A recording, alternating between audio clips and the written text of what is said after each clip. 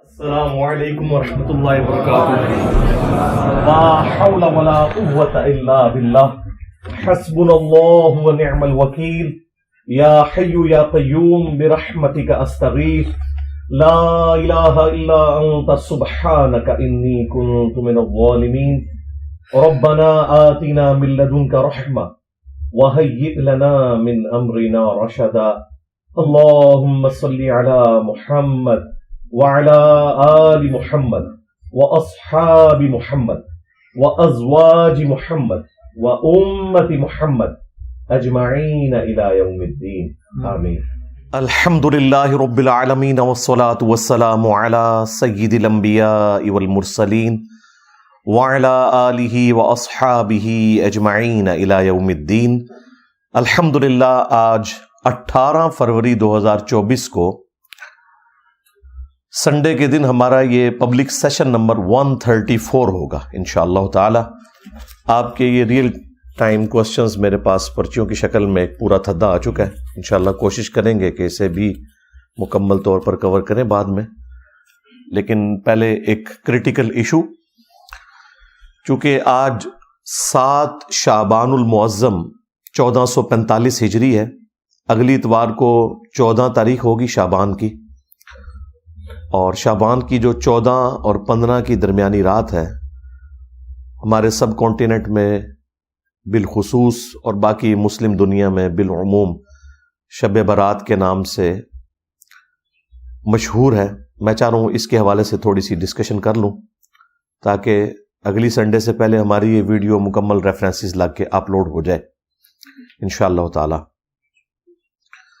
آج 18 فروری 2024 ہے. آلموسٹ آج سے 27-28 سال پہلے کی بات ہے.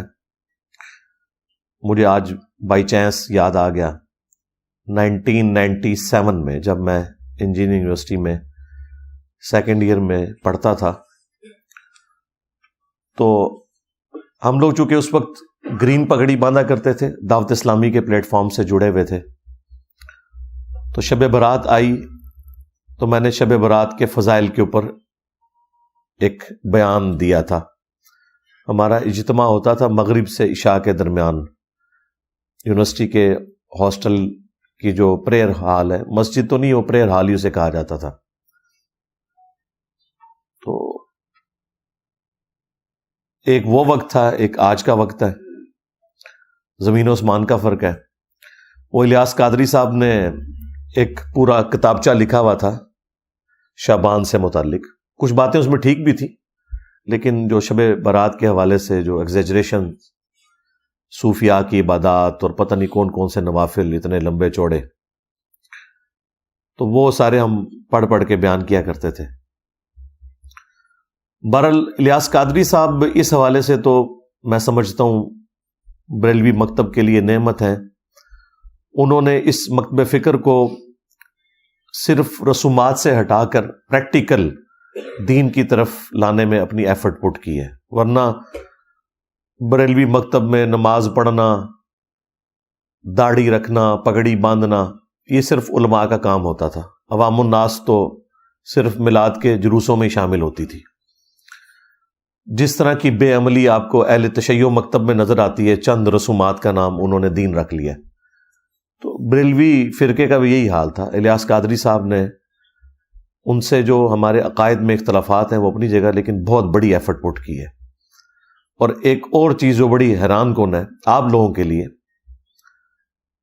کہ اس وقت بھی جب ہم شب برات کے حوالے سے بیانات دیا کرتے تھے یا لیکچرز دیتے تھے دعوت اسلامی کے پلیٹ فارم سے، تو اس میں جو شب برات کے موقع کے اوپر یہ پٹاخے چھوڑے جاتے ہیں اور مختلف قسم کی آتش بازی کے ایونٹ پرفارم ہوتے ہیں، انہیں کنڈیم کرتے تھے.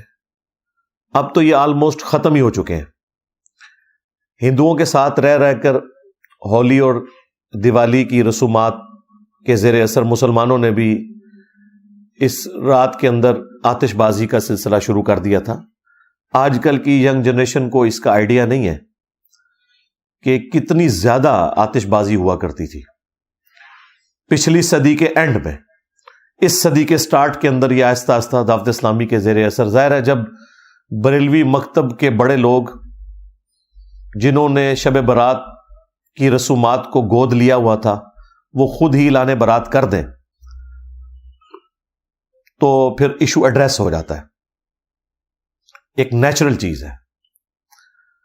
تو الیاس قادری صاحب کو یہ میں کریڈٹ دوں گا، اگر کسی ایک بندے کو کریڈٹ جاتا ہے نا بریلویوں میں، وہ الیاس قادری صاحب ہیں، کہ ان کی ایفرٹ کی وجہ سے اس زمانے میں بھی ہم لوگ جب درس و بیان کا سلسلہ کرتے تھے تو باقاعدہ آتش بازی کو کنڈیم کرتے تھے، اور پھر دعوت اسلامی چونکہ ایک تبلیغی جماعت بریلویوں کی، ان کے زیر اثر پھر یہ اتنی بات پھیلی کہ اب اس کی باقیات صرف اتنی ہیں کہ مساجد کے اندر آپ کو لائٹنگ نظر آئے گی، سمپل سی، بس یہ شب برات رہ گئی ہے، یا لوگ رات کا قیام کر لیتے ہیں، صبح کے وقت سحری کا بندوبست ہوتا ہے، باقی وہ جو خرافات تھی نا اسپیسیفکلی یہ آتش بازی والی، وہ مکمل طور پہ ختم ہو چکی ہیں الحمدللہ۔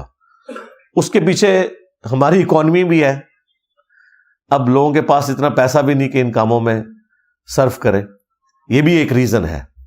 اور ایک تیسری ریزن بھی ہے کہ اس قسم کے جو آتش بازی کے سامان رکھنے والی دکانیں تھیں ان میں کئی دفعہ آگ لگی، اس کی وجہ سے کافی گھر ڈیمیج ہوئے، ظاہر ہے وہ بارود ہی رکھا ہوا تھا، ارد گرد کی بلڈنگز بھی گری، تو اس کی وجہ سے گورنمنٹ نے بھی تھوڑی سختی کرنا شروع کی، آہستہ آہستہ یہ معاملہ اب شادی بیاہ کے موقع کے اوپر جو آپ کو یہ چند ایک آتش بازی کے نمونے نظر آتے ہیں، یا نیو ایئر کے سٹارٹ کے اوپر، بس یہی رہ گئے، ورنہ سب سے زیادہ اگر آتش بازی ہوتی تھی نا، میں 90s کی بات کر رہا ہوں، جب ہم لوگ ینگ ایج میں تھے، خیر ابھی بھی ہم جوان ہیں الحمدللہ، تو اس وقت اتنی زیادہ یہ ہوتی تھی، اور خود ہم بھی اس میں شامل تھے، انار چھوڑنا، اس طرح وہ ایک ڈزی بنائی ہوئی ہوتی تھی، اس میں وہ فاسفورس تھوڑا ڈال کے دھڑل کر کے مارتے تھے، اور یعنی مغرب کے بعد سے یہ طوفان بدتمیزی شروع ہو جاتا تھا۔ خیر پھر جب دعوت اسلامی کے ساتھ اٹیچمنٹ ہو گئی، پھر آہستہ آہستہ ان چیزوں سے توبہ کی اور اسے کنڈیم کرنا شروع کیا۔ اب بہرحال یہ کافی حد تک ایشو ایڈریس ہو چکا ہے۔ اب صرف وہ رسومات جو دین کے نام کے اوپر اس میں جاری ہیں، ان کے بارے میں میرا موقف ذرا ڈھیلا ہے، میں اتنا سخت نہیں ہوں۔ اس کی وجہ یہ ہے کہ کافی کمزور روایتیں ہیں جو اس کو سپورٹیو ہیں۔ میں اس معاملے میں اتنی سختی نہیں لیتا جتنی باقی لوگ لیتے ہیں۔ بہرحال صوفیاء نے شب برات کے نام کے اوپر جو عجیب و غریب قسم کی عبادات اور لمبے چوڑے نوافل بتائے، ان کی تو کوئی اصل نہیں ہے۔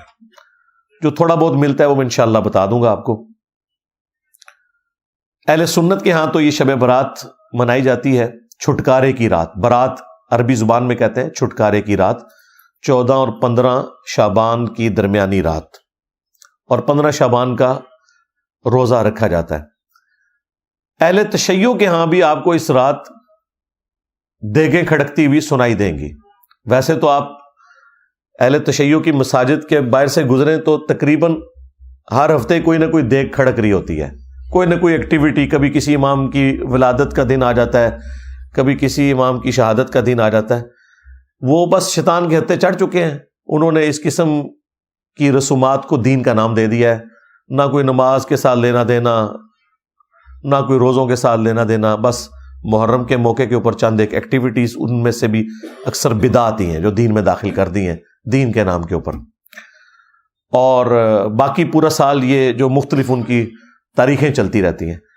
تو عین اس رات میں بھی وہ ایک ایکٹیویٹی پرفارم کر رہے ہوتے ہیں، اسے وہ شعبانیہ کا نام دیتے ہیں۔ عام لوگوں کو تو ظاہر نہیں پتا، اہل سنت کو بھی نہیں پتا کہ وہ شب برات نہیں منا رہے ہوتے۔ اس رات امام محمد مہدی ابن حسن العسکری، جو ہمارے نزدیک امام مہدی قرب قیامت میں آئیں گے، ان کے نزدیک پیدا ہو کر وہ غیابت میں جا چکے ہیں، ان کی ولادت کی رات ہے وہ 14 اور 15 کی درمیانی رات شعبان المعظم کی۔ تو وہ ان کی ولادت کی رات کے طور پر وہ لائٹنگ اور وہ دیگیں اور وہ باقی سارے معاملات کر رہے ہوتے ہیں۔ اہل تشیع بھی اس رات کو ایکٹیویٹی کے طور پہ نہیں مانتے۔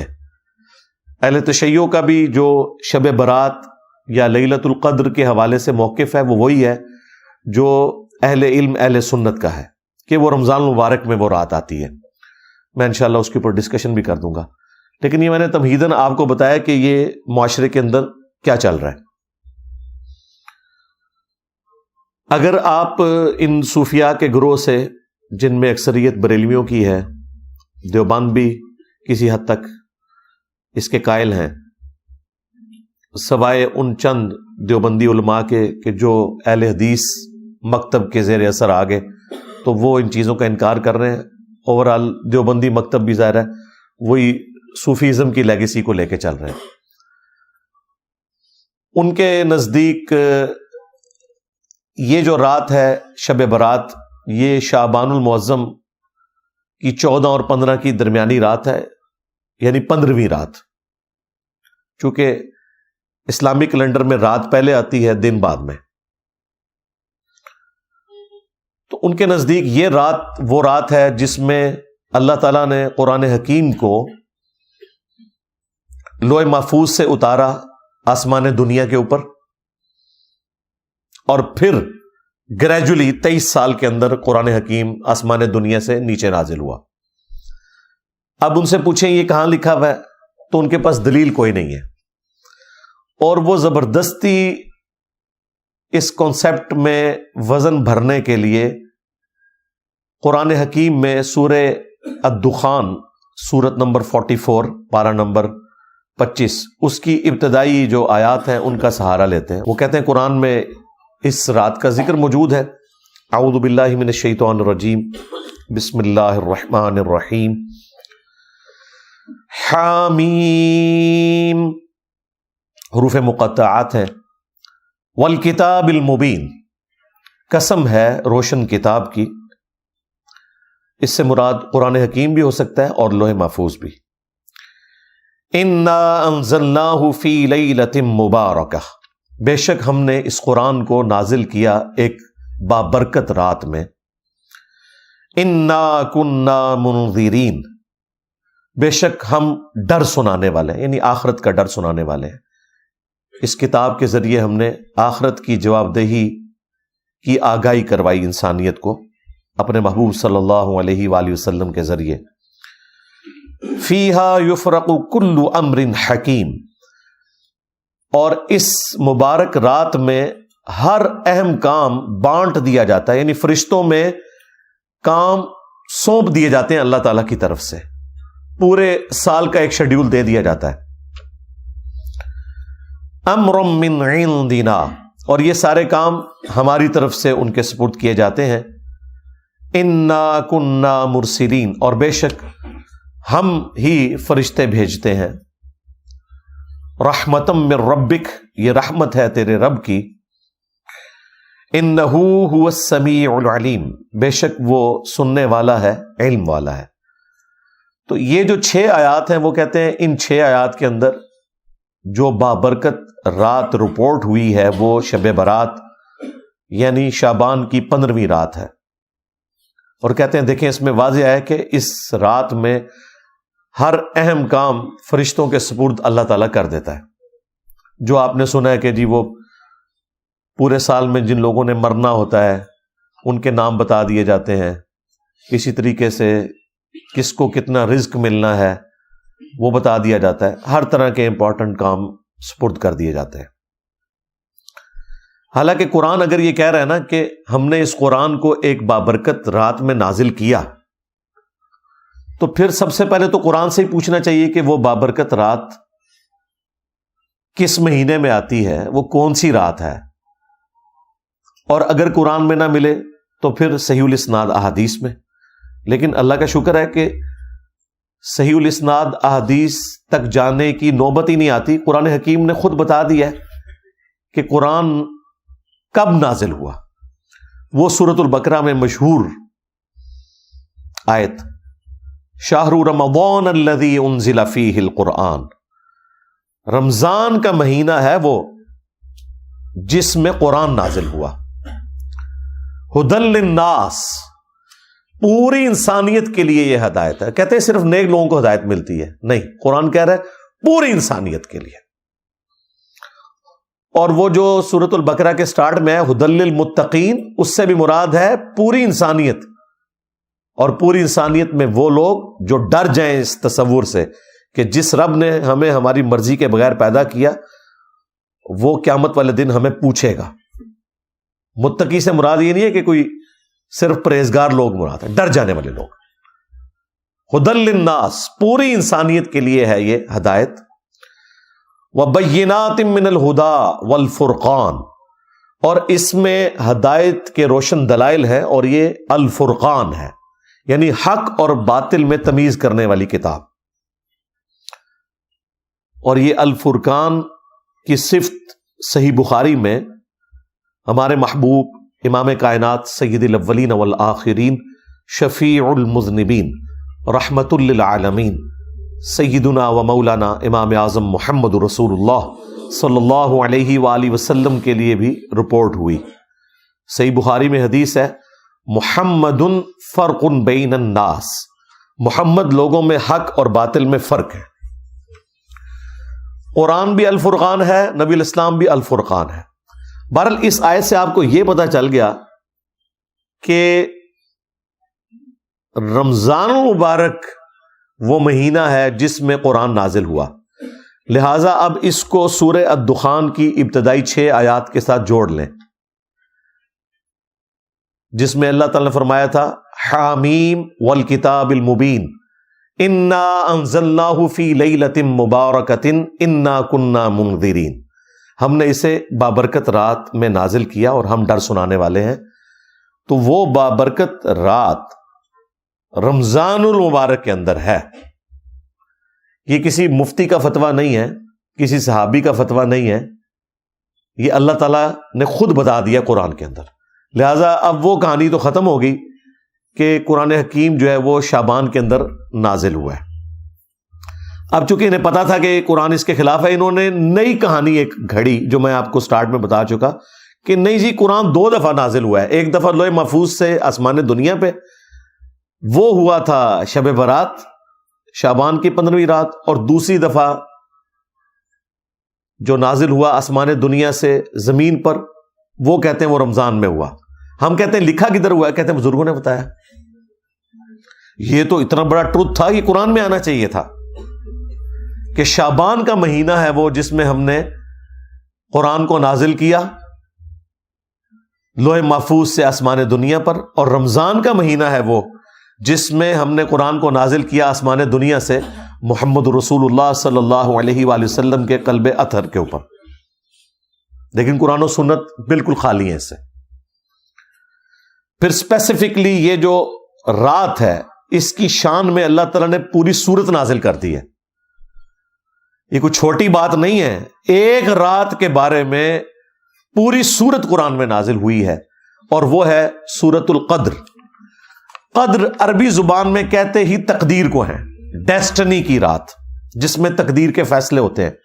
ایک تو سب سے بڑا فیصلہ ہوا یعنی قرآن نازل ہوا۔ اللہ تعالیٰ کے اس کائنات کے لیے جو بڑے بڑے فیصلے ہیں ان میں سے اگر کوئی ٹاپ آف لسٹ فیصلہ ہو سکتا ہے وہ قرآن کا نزول ہے۔ انسانیت کے ساتھ آخری دفعہ اللہ تعالیٰ نے اپنے پیغمبر صلی اللہ علیہ وآلہ وسلم کے ذریعے کلام فرمایا، تو اس سورت کا نام ہی سورۃ القدر ہے، یعنی تقدیر والی سورت جس میں ڈیسٹنی تقدیر کے فیصلے ہوتے ہیں۔ عزت والی رات یہ بھی ترجمہ کیا جا سکتا ہے۔ یہ سورت نمبر ہے 97۔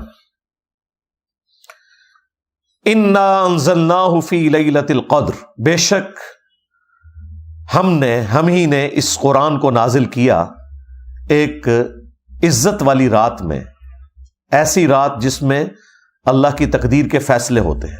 وہی بات جو سورہ الدخان میں آ چکی، فیہا یفرق کل امر حکیم۔ یہ قرآن اس رات میں نازل ہوا ہے جس میں ہر اہم کام بانٹ دیا جاتا ہے۔ یہاں پہ بھی آ گیا کہ یہ ڈیسٹنی تقدیر کی رات ہے جس میں تقدیر کے فیصلے ہوتے ہیں۔ اللہ کے علم میں تو پہلے سے فرشتوں کے سپرد ہوتے ہیں۔ وما ادراک ما لیلۃ القدر، اور تم کیا جانو کہ لیلۃ القدر کی کیا شان ہے۔ لیلۃ القدر خیر من الف شہر، یہ تو وہ رات ہے لیلۃ القدر جو 1000 مہینوں سے افضل ہے. یعنی اس رات میں عبادت کرنا 1000 مہینوں، آلموسٹ 90 سال کے قریب بنتا ہے یہ عرصہ، اس سے افضل ہے. تنزل الملائکۃ والروح فیہا بإذن ربہم من کل امر.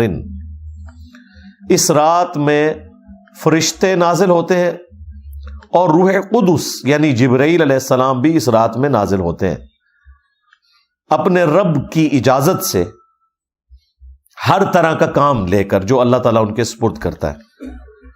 سلام، یہ رات سلامتی کی ہے. ہی حتی مطلع الفجر، اور یہ سلامتی رہتی ہے یہاں تک کہ فجر طلوع ہو جائے، یعنی ختم سحری جہاں ہو جاتی ہے اور فجر کا وقت سٹارٹ ہوتا ہے، اس وقت تک یہ پوری کی پوری رات اللہ تعالیٰ کے فیصلے کی ایک اہم ترین رات ہے. اور رات کی ڈیفینیشن اسلام میں ہے غروب آفتاب سے لے کر فجر کا وقت داخل ہونے تک، یہ پوری رات.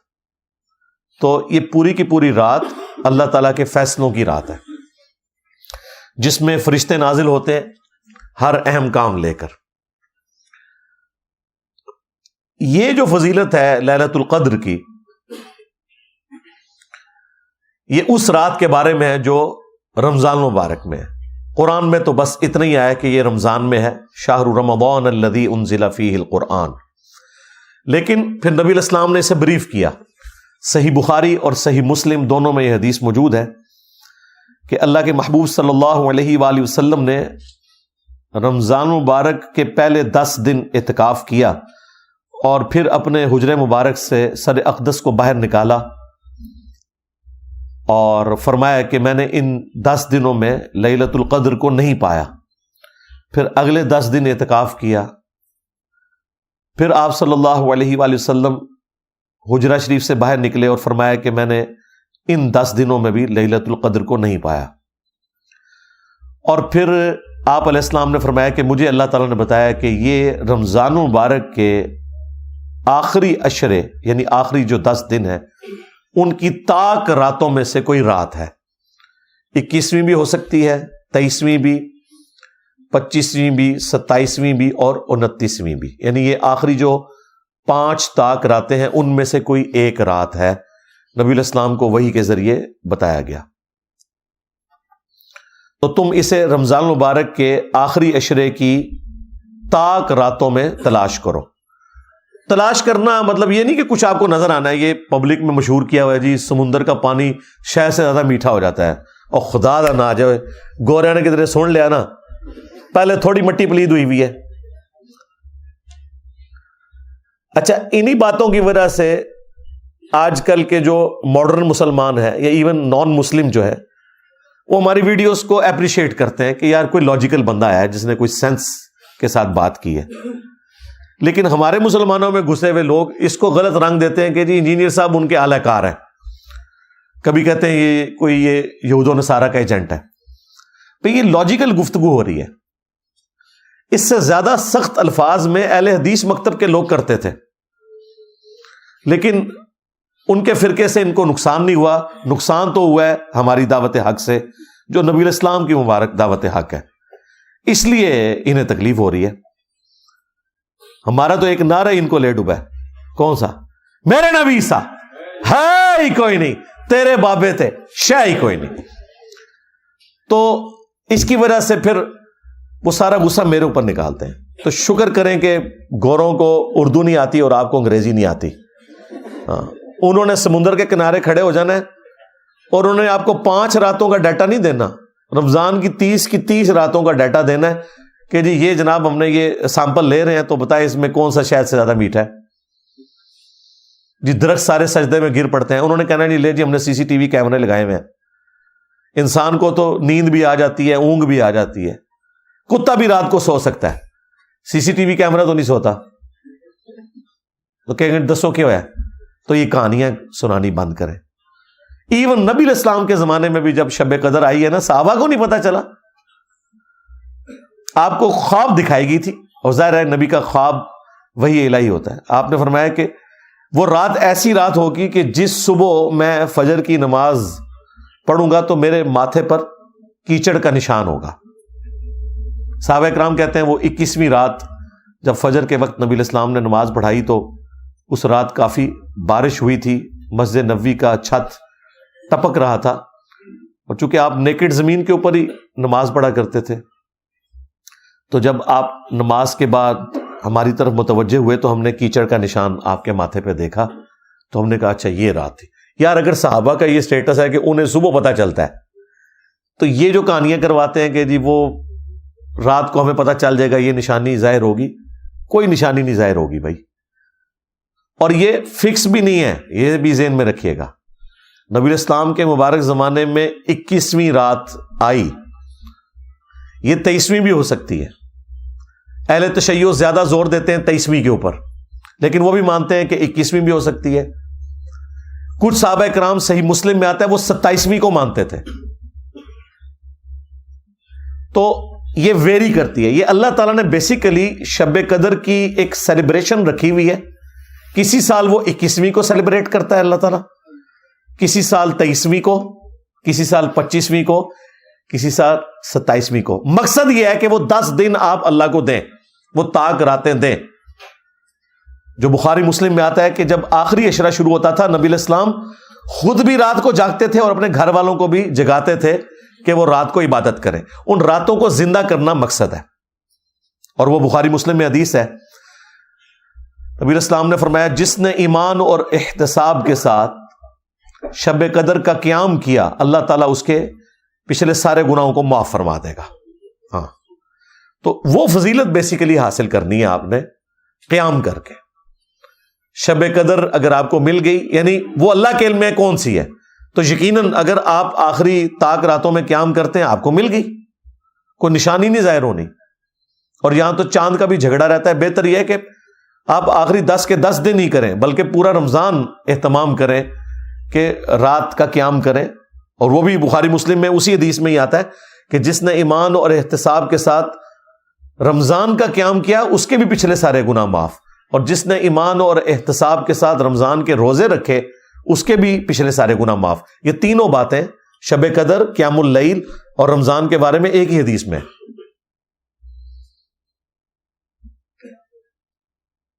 اور پھر یہ جو فضیلت پوری رات کی اللہ تعالیٰ کی طرف سے اس لیلۃ القدر میں، یہ روزانہ بھی کسی نہ کسی درجے میں فضیلت موجود ہے. وہ صحیح بخاری اور صحیح مسلم دونوں میں حدیث ہے کہ اللہ تعالیٰ روزانہ آخری تہائی رات جب رہ جاتی ہے نا، یعنی رات سٹارٹ ہوتی ہے غروب آفتاب سے لے کر فجر کا وقت شروع ہونے تک، یہ اگر 6 گھنٹے بنتے ہیں نا تو اس کو آپ 3 پہ ڈیوائڈ کریں، جو آخری 2 گھنٹے ہیں نا، 1 تہائی رات آخری جو رہ جاتی ہے، اس میں اللہ تعالیٰ آسمان دنیا پر روزانہ نزول فرماتا ہے جیسا کہ اس کی شان کے لائق ہے، اور کہتا ہے کہ ہے کوئی مجھ سے بخشش مانگنے والا میں اسے بخش دوں، ہے کوئی مجھ سے سوال کرنے والا میں اسے عطا کروں. اور اللہ تعالیٰ کی طرف سے یہ مسلسل ندا آتی ہے یہاں تک کہ فجر کا وقت داخل ہو جائے. یہ روزانہ کے لیے. اچھا، اس میں بعض لوگ پوچھتے ہیں کہ جی وہ رات کی ٹائمنگ تو پوری دنیا میں مختلف ہے، اس طریقے سے شب قدر بھی. بھائی آپ اپنے علاقے کو فالو کریں گے. یہ ساری چیزیں سمبولک ہیں، یہ فزیکل چیزیں نہیں ہیں، یہ ذہن میں رکھیے گا. لہذا یہ کہنا کہ جی آخری تہائی رات پاکستان میں تو اس وقت ہوتی ہے تو 2 گھنٹے کا فرق تو سعودیہ کے ساتھ ہے، کیونکہ ہم GMT+5 میں ہیں اور وہ GMT+3 کے اندر ہیں. اور پھر طاق اور جفت کا بھی فرق آ جاتا ہے اگر آپ لیلۃ القدر کی بات کریں. ان چکروں میں آپ نے نہیں پڑھنا، ان کا کوئی لینا دینا نہیں اس کے ساتھ، کیونکہ یہ ساری کی ساری چیزیں اللہ تعالیٰ کے ڈیوائن پلان کا حصہ ہے. اس کا فزیکل ورلڈ سے کوئی تعلق نہیں ہے، سوائے اس کے کہ ہم نے رسپانس کرنا ہے. باقی اللہ تعالیٰ آسمان دنیا پر نزول فرماتا ہے، اس کی کوئی تمثیل بیان کر سکتا ہے؟ مجھے بتائیں. لیس کمثلہ شیء وہو السمیع البصیر. اللہ کے مثل کوئی شے نہیں ہے اور وہ سننے والا دیکھنے والا ہے. اس کی مثال تو کوئی نہیں بیان کر سکتا. اس کے جو اصل معنی ہے وہ اللہ کے علم میں. ہمارے لیے یہ ہے کہ وہ دعاؤں کی قبولیت کا وقت ہے. That's all. باقی ہم نے تو اس کے بھی شارٹ کٹ رکھے ہوئے ہیں. صحیح مسلم میں حدیث ہے, سیدنا عثمان رضی اللہ تعالیٰ عنہ علیہ السلام نے روایت کی ہے. وہ کہتے ہیں کہ اللہ کے محبوب صلی اللہ علیہ وآلہ وسلم نے فرمایا, جس نے عشاء کی نماز جماعت سے پڑھی اسے اللہ تعالیٰ آدھی رات کا قیام کرنے کا ثواب دے دے گا, اور پھر اگر اس نے صبح فجر بھی جماعت سے پڑھ لی تو پوری رات کے قیام کا ثواب. یعنی اگر آپ رمضان المبارک میں عشاء اور فجر جماعت سے پڑھ لیں, اس حال میں کہ آپ کی کوئی رکعت فوت نہیں ہونی چاہیے, یہ ذہن میں رکھیے گا. جماعت سے مراد نہیں کہتا یہ آتی جا کے مل جاؤ اینڈ تے, نہ, رکعت نہیں فوت ہونی چاہیے. شریعت میں جماعت ملنا ہے, رکعت فوت نہ ہو. اور رمضان میں یار کوئی مشکل کام نہیں ہے. فجر زیادہ مشکل ہوتی ہے, وہ تو ساری کے وقت ویسے ہی لوگ اٹھے ہوئے ہوتے ہیں. ایک مسجد سے جماعت رہ جائے دوسری میں چلے جائیں, آپس میں بھی ٹائمنگ کا فرق ہوتا ہے. تو یہ شارٹ کٹ ہے صحیح مسلم میں کہ جو رات کو عشاء اور صبح فجر پڑھ لے جماعت کے ساتھ, پوری رات کے قیام کا اسے ثواب مل جائے گا. یہ شارٹ کٹس جو ہیں وہ ہمارے جیسے جو کمزور لوگ ہیں ان کے لیے بہت بڑی نعمت ہے. اور یہ شارٹ کٹس اسپیشلی اللہ تعالیٰ نے اپنے محبوب صلی اللہ علیہ وآلہ وسلم کے ذریعے ہمیں اس لیے دیے کہ کوئی بہانہ باقی نہ رہے. اسی طرح کا ایک شارٹ کٹ صحیح مسلم میں رپورٹ ہوا ہے. نبی علیہ السلام فجر کی نماز سے پہلے گھر سے نکلے اور پھر نماز پڑھ کے اشراق تک بیٹھ کے نوافل پڑھ کے کافی دیر بعد جب گھر آئے تو آپ نے دیکھا کہ آپ کی بیوی سیدہ جویریہ سلام اللہ علیہا وہ مصلی پہ ہی بیٹھی ہوئی ہیں. نبی علیہ السلام نے فرمایا تم صبح سے بیٹھی ہوئی ہو, یعنی کم از کم 3 گھنٹے تو ہو گئے تھے ان کو بیٹھے ہوئے, اور میں نے گھر آنے کے بعد 4 کلمات صرف 3 دفعہ پڑھے اور مجھے تم سے زیادہ ثواب مل گیا.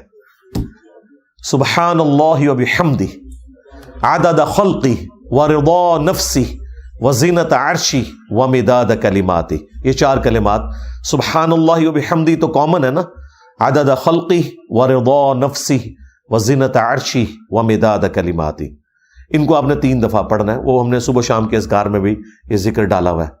تو مجھے اس سے زیادہ ثواب مل گیا جو تمہیں ملا ہے. اب اس کی قدر جو مجھے ہے نا وہ شاید آپ میں سے بہت کم لوگوں کو ہو. میرے لیے تو سیکیورٹی ایشوز کی وجہ سے مسجد میں اشراق تک بیٹھنا آلموسٹ امپاسبل ہو چکا ہے. حالانکہ یہ سنت بھی ہے. صحیح مسلم میں آتا ہے کہ نبی علیہ السلام تو فجر سے لے کر سورج بلند ہونے تک مسجد میں بیٹھے رہتے, اور اس دوران صحابہ کرام کہتے ہیں کہ ہم آپس میں ایک دوسرے کو اپنے زمانے جاہلیت کے واقعات سنایا کرتے تھے.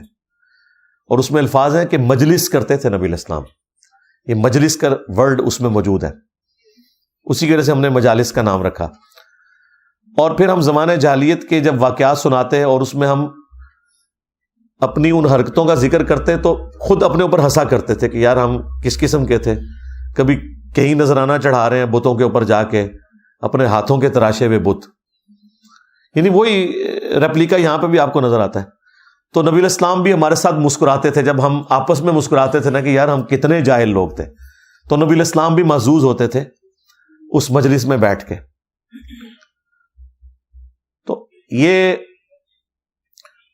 فجر سے لے کر اشراق تک مسجد میں بیٹھنا یہ بہت بڑی نعمت ہے. لیکن اس کے ایکویلنٹ ایک شارٹ کٹ میں نے آپ کو بتا دیا کہ نبی علیہ السلام نے فرمایا کہ یہ 4 کلمات پڑھ لو 3 دفعہ, سبحان اللہ وبحمدہ عدد خلقہ ورضا نفسہ وزینت عرشہ ومداد کلماتہ, تو تمہیں اس سے بڑھ کر ثواب مل جائے گا.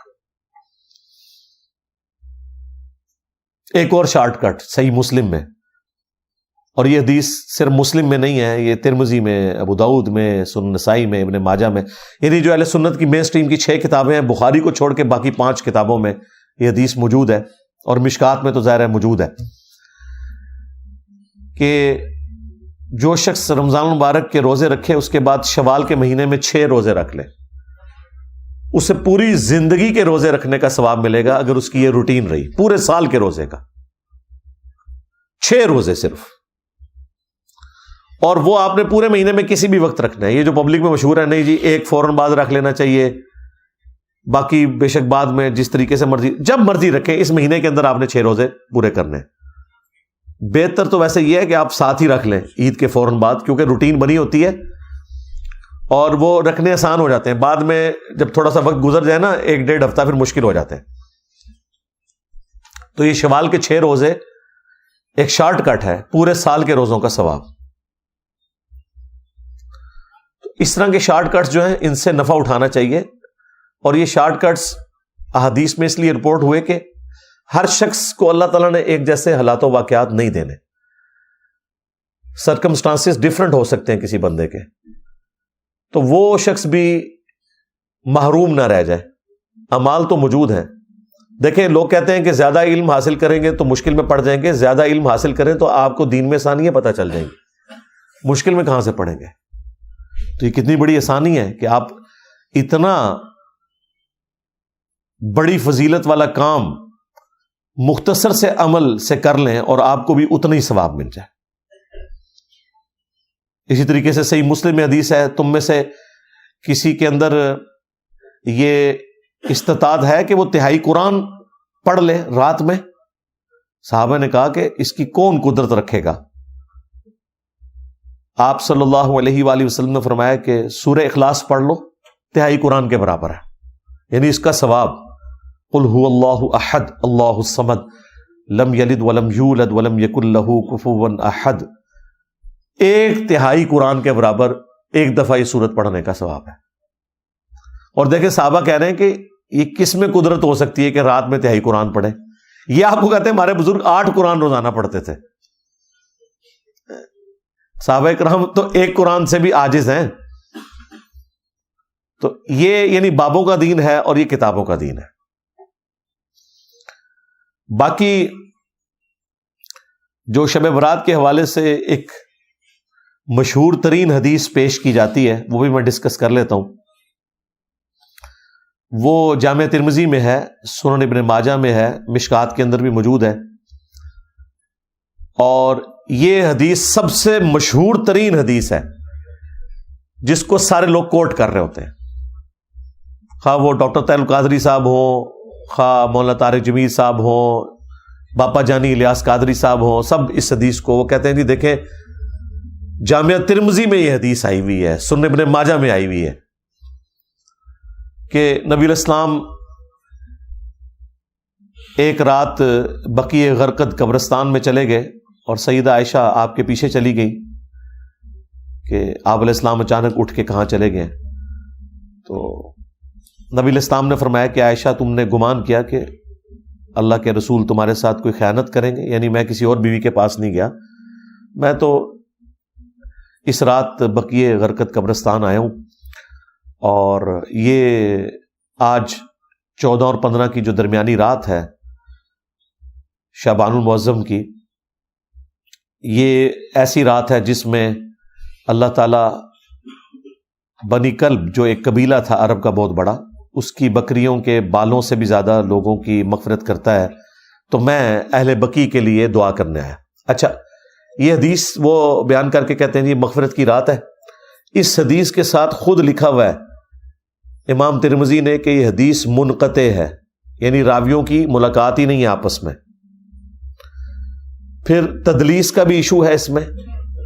اس سے بڑھ کر امام ترمذی نے لکھا کہ میں نے اپنے استاد امام محمد بن اسماعیل بخاری یعنی صحیح بخاری کے جو آتھر ہیں ان سے جب میں نے شب برات کی اس حدیث کے بارے میں پوچھا, شب برات تو ہم کہہ رہے ہیں وہ تو 15ویں رات شعبان کی, تو انہوں نے بھی فرمایا کہ میرے نزدیک بھی یہ حدیث ضعیف ہے. اچھا امام ترمذی نے 7 باقاعدہ کامنٹس کیے ہوئے ہیں اس کے اوپر.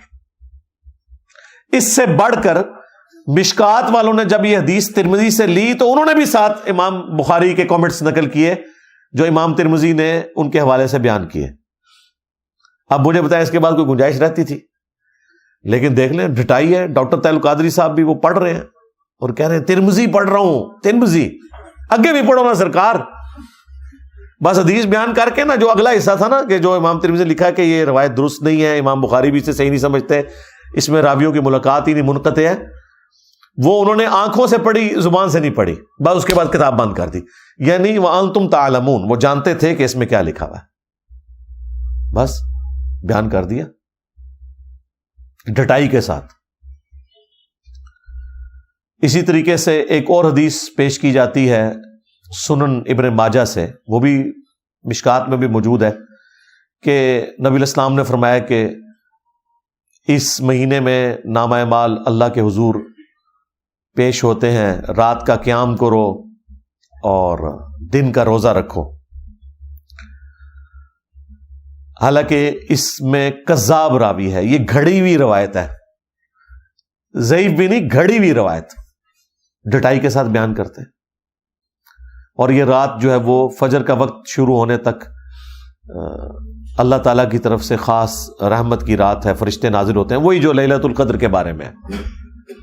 اور وہ تو میں نے آپ کو بتایا کہ روزانہ کے لیے بھی فضیلت ہے بخاری مسلم میں، کہ آخری تہائی رات جب رہ جاتی ہے تو اللہ تعالیٰ آسمان دنیا پہ نزول فرماتا ہے، جیسا کہ اس کی شان کے لائق ہے، اس کی مثال نہیں بیان ہو سکتی.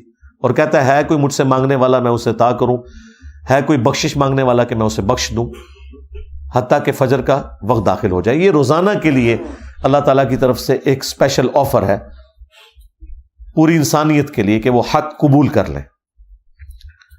ایک اور روایت ہے سنن ابن ماجہ میں، جسے ضعیف جمع ضعیف کا فارمولہ لگا کے شیخ البانی نے حسن درجے میں ڈکلیئر کر دیا، جس کی وجہ سے آج کل بعض اہل حدیث بھی شب برات کو اتنا ماننا شروع ہو گئے شیخ البانی کی وجہ سے، کہ اس رات اللہ تبارک و تعالی مخلوق کی طرف متوجہ ہوتا ہے اور سوائے دو طرح کے لوگوں کے سب کی مغفرت فرما دیتا ہے. ایک جو شرک کرنے والا ہے اور دوسرا جو اپنے مسلمان بھائی کے بارے میں دل میں کینہ رکھنے والا ہے. لیکن یہ روایت بھی کمزور ہے اور یہ باقی روایتوں سے بھی زیادہ کمزور روایت ہے. اس میں دو مجہول راوی ہیں ان نون، اور دو مدلس راوی ہیں جو عن سے روایت کر رہے ہیں. اور امام مسلم نے صحیح مسلم کے مقدمے میں لکھا ہوا ہے کہ مدلس کی عن والی روایت سما کی تصریح کے بغیر ضعیف تصور کی جائے گی. 4 سکم ہیں اس روایت کے اندر، اس کے باوجود شیخ البانی نے چونکہ اسے حسن لکھ دیا، اور وہ حسن لکھ رہی ہے ضعیف جمع ضعیف، وہ آج بریلوی بھی کوٹ کرتے ہیں، دیوبندی بھی، اور بعض اہل حدیث بھی کوٹ کرتے ہیں. اور جو شیخ البانی کی اس تحکیم کے ساتھ ایگری نہیں کرتے اہل حدیث، ان کی بھی جرت نہیں ہے کہ وہ شیخ البانی کا رد کریں کہ یار انہوں نے اس کے اوپر جو حکم لگایا وہ ٹھیک نہیں لگایا. میں آپ کو مزے کی بات بتاؤں، آلموسٹ کوئی 13-14 سال پہلے کی بات ہے، نئے جب ہم اہل حدیث کی طرف آئے تو اس وقت بڑا جوش بھی تھا. تو میں I-10 کی مسجد میں، دارالسلام نام کی ایک مسجد ہے گرین بیلٹ کے اوپر I-10 2 میں، وہاں جمعہ میں نے پڑھا تو وہ شب برات کے حوالے سے گرج رہے تھے بریلویوں کے اوپر نا، وہاں کے جو عالم صاحب تھے. تو میں نے پرچی پہ نا انہیں کاغذ پہ لکھ کے بھیجا کہ آپ کے جو روحانی ابا جان ہے نا شیخ ناصر الدین البانی، جو محدث اعظم سعودی ہیں، 99 میں ڈیتھ ہوئی، ویسے البانیہ سے تھے، سعودیہ میں سیٹل ہوئے، آج بھی اکثر جو علماء عرب ہیں وہ ان کے اسٹوڈنٹ ہیں. تو انہوں نے تو اس روایت کو حسن ڈکلیئر کیا ہوا ہے، تو مہربانی کریں ان کا رد بھی ساتھ ہی کر دیں، کیونکہ یہ تختہ مشق بنے میں آپ لوگ ان کی وجہ سے. اچھا، انہوں نے پرچی بھی پڑھی اور ان کو پتہ بھی تھا، وہ بڑے محقق عالم تھے جو وہاں جمعہ پڑھاتے ہیں، گول کر گئے جی پرچی.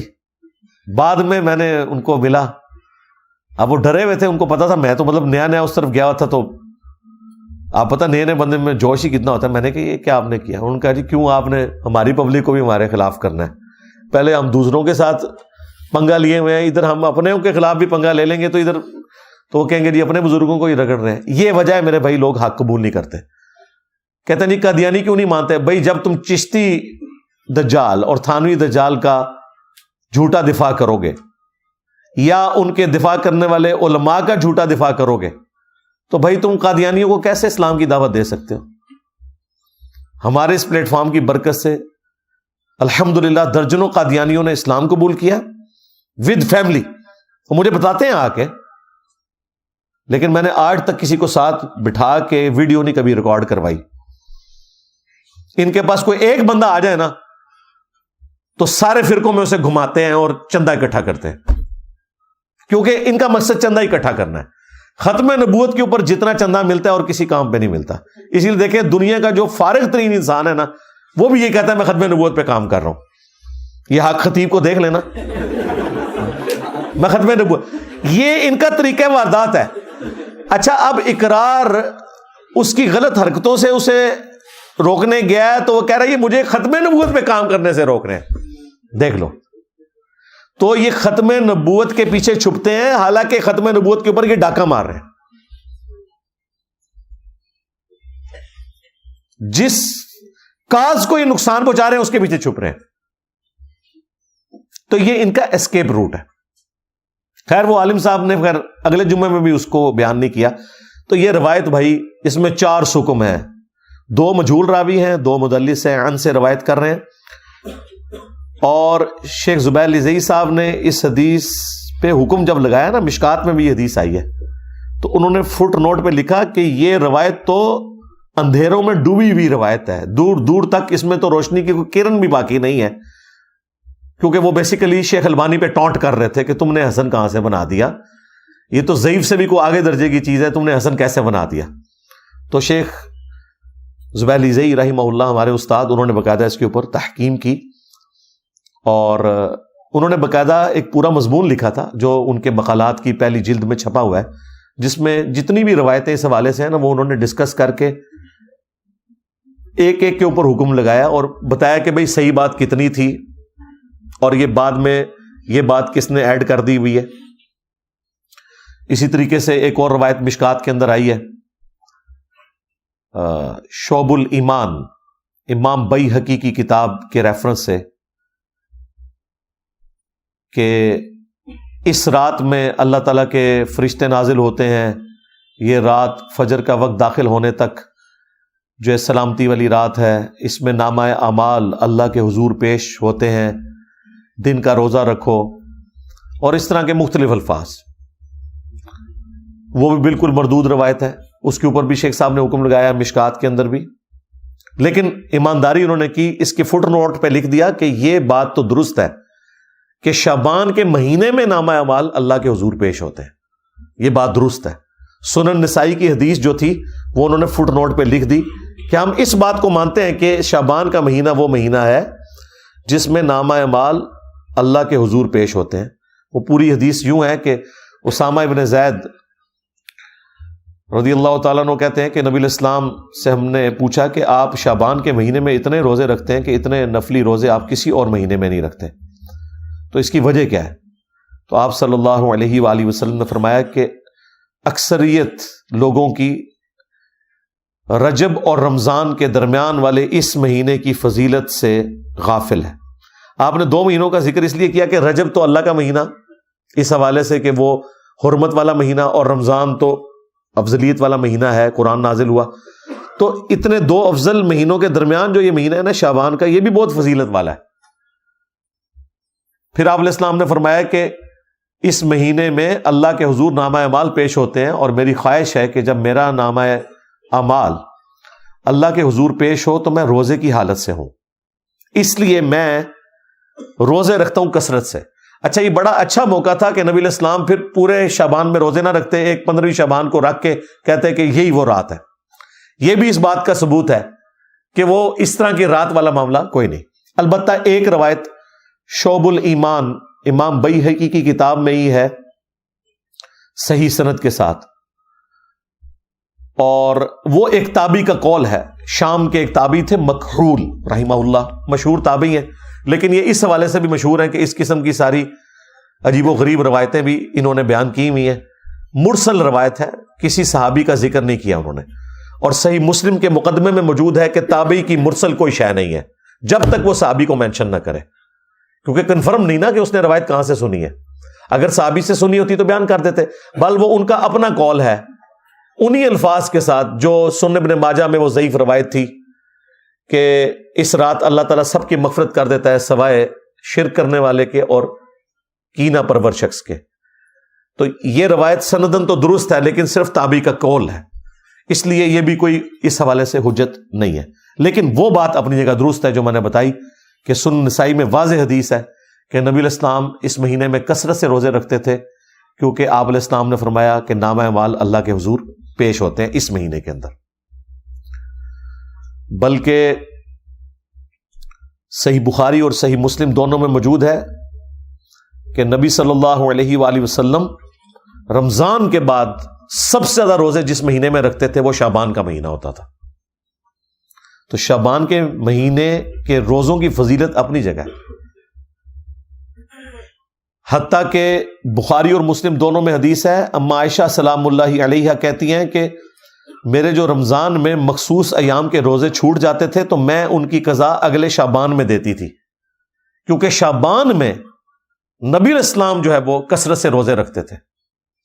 بیسیکلی انہوں نے کوڈ ورڈ میں بات کی، وہ جو حدیث ہے نا بخاری مسلم میں کہ کوئی بھی بیوی اپنے خاوند کی مرضی کے بغیر روزہ نہیں رکھ سکتی. یعنی اس میں امپلائڈ ہے کہ خاوند اپنی بیوی کے ساتھ جو ازدواجی تعلق ہے وہ دن کے وقت بھی قائم کر سکتا ہے.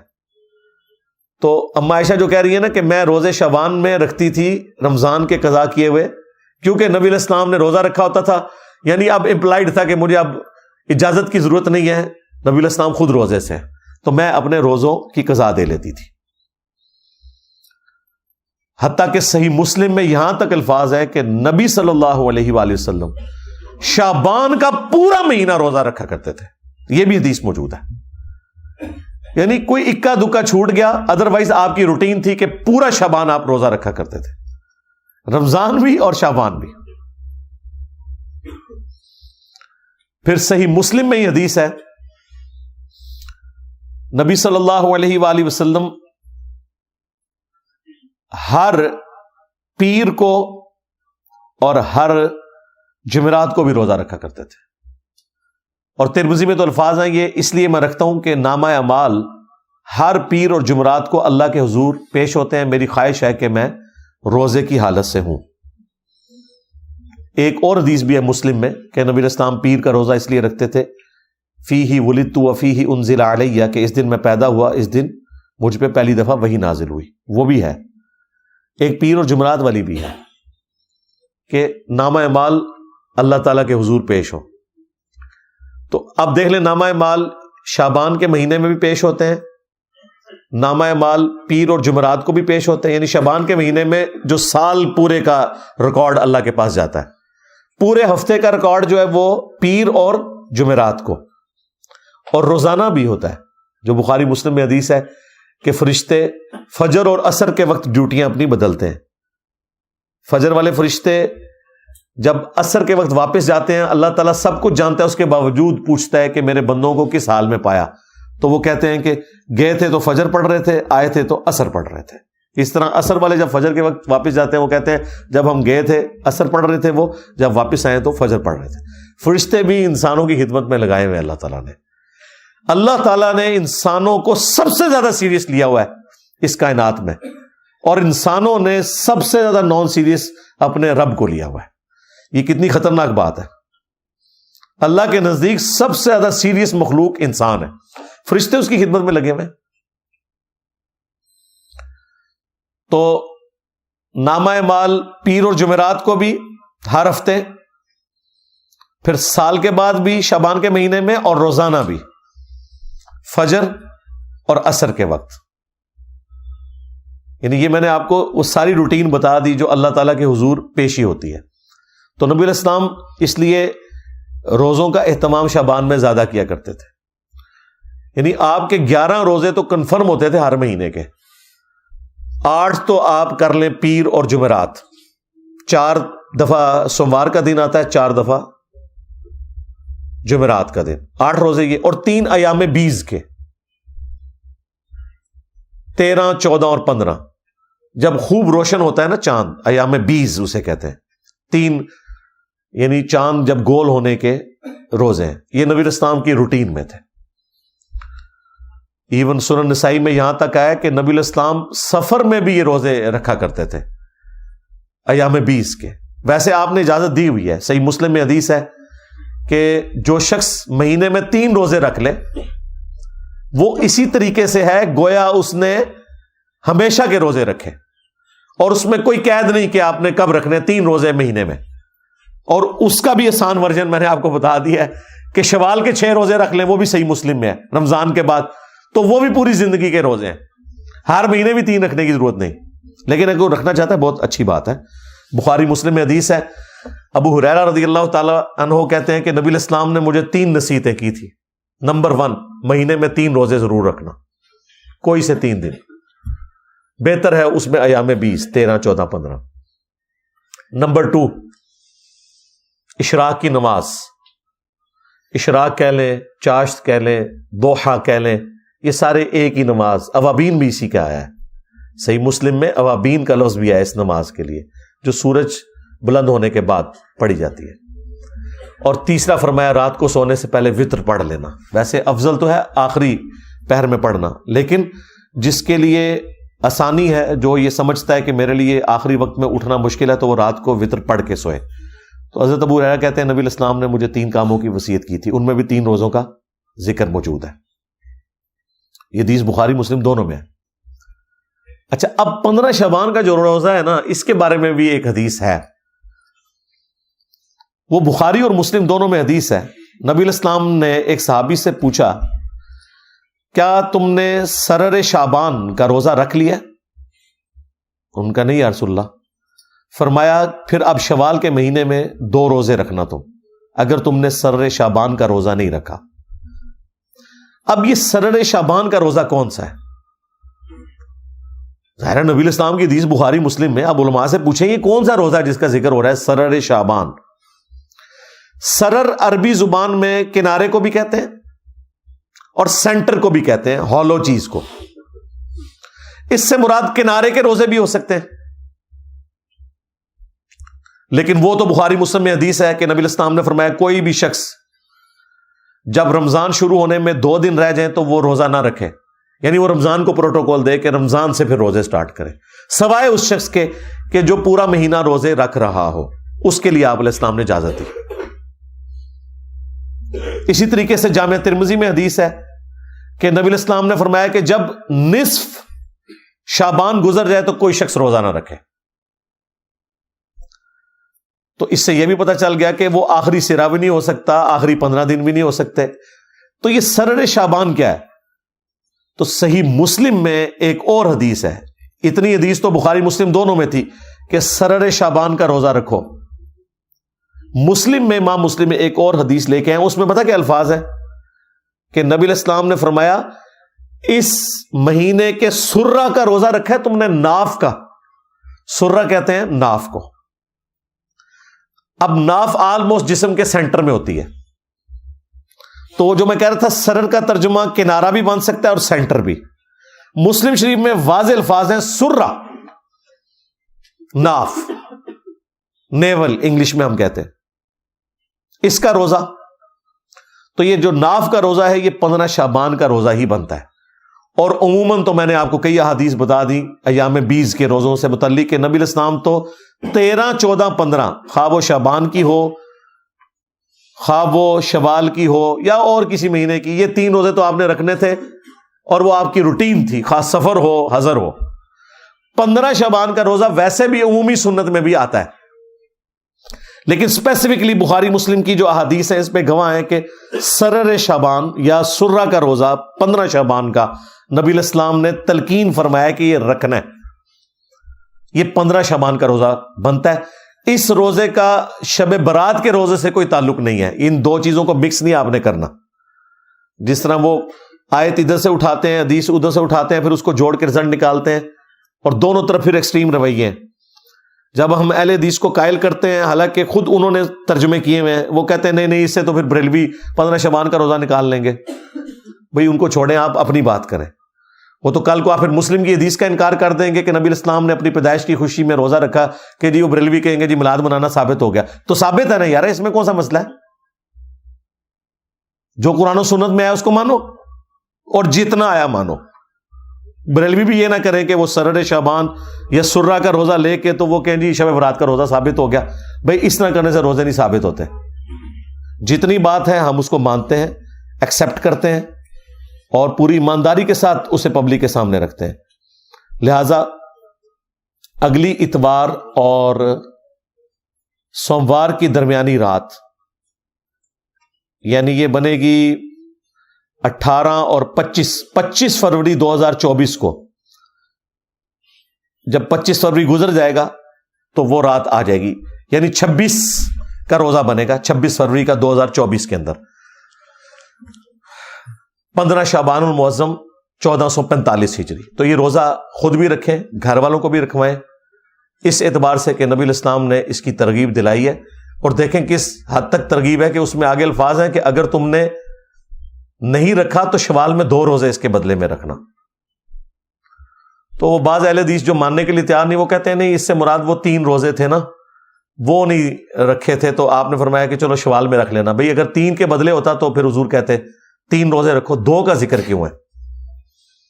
ایک جو ہے وہ اس کے بدلے میں اور دوسرا پینلٹی کے طور پر. لیکن یہ ساری نفلی عبادتیں ہیں، ان کے اوپر کوئی واجبیت والا معاملہ نہیں، یہ صرف ترغیب کے لیے. اچھا، یہ جو میں نے رزلٹ نکالا ہے نا، یہ نہ سمجھیے گا کہ یہ میں نے کوئی ڈسکوری کر لی ہے کوئی اس طرح کی. میرے دنیا میں چھوڑے جانے سے پہلے بھی ایسے لوگ موجود ہیں جو 15 شعبان کے روزے کو بخاری مسلم کی ان احادیث کے تحت سنت سمجھتے ہیں. وہ اہل حدیث فرقے سے ہی ایک نکلا ہوا گروہ ہے جماعت المسلمین کا. خارجی ہیں، مسلمانوں کی تکفیر کرتے ہیں، لیکن وہ اہل حدیث پلس ہیں، یعنی اہل حدیث سے بھی اگلا ورژن ہے سختی کے اعتبار سے. اہل حدیث پلس ہیں، بس کچھ چیزیں ان کی بہت اچھی ہیں.